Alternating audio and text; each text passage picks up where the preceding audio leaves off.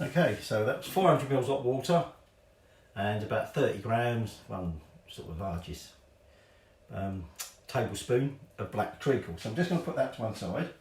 Now, because it's obviously rye bread, we want rye flour. So in here, I've got 400 grams of rye flour.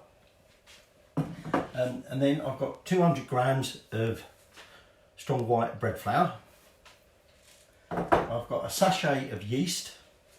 I've actually tipped that out the sachet simply because, excuse me, this recipe said about how much to use and I wasn't sure whether that's what the equivalent was in the sachet, so I've tipped it out.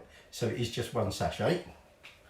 And then we've got a teaspoon of sugar and a teaspoon of salt. Now remember, we've got all that sort of sugar from the treacle, so we don't need an awful lot of sugar. So we're now just going to chuck all of this together in the bowl. Okay, so in goes my flour, sprinkle in my yeast, sprinkle in my sugar, and sprinkle in my salt.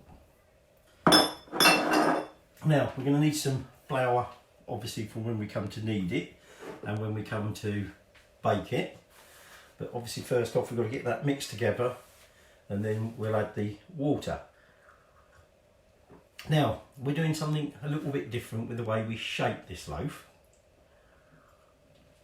Okay, this loaf we're going to make in the style of Roman bread, specifically what's been seen at Pompeii.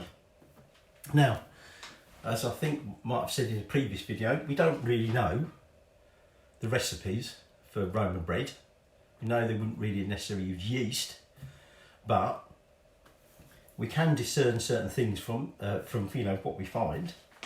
And for instance, that is from a wall painting, I think from Pompeii, might be from Herculaneum, I'm not sure. And that is a loaf of bread. We know it's bread because we've also found that. Now that is carbonised loaf. When the eruption happened, the heat and everything else that descended on the town so quickly, that loaf carbonised.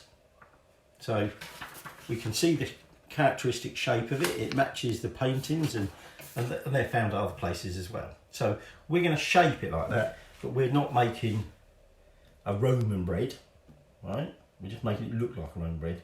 We're making a dark rye flour bread. So I'm going to get these all mixed together and then you catch up in a minute.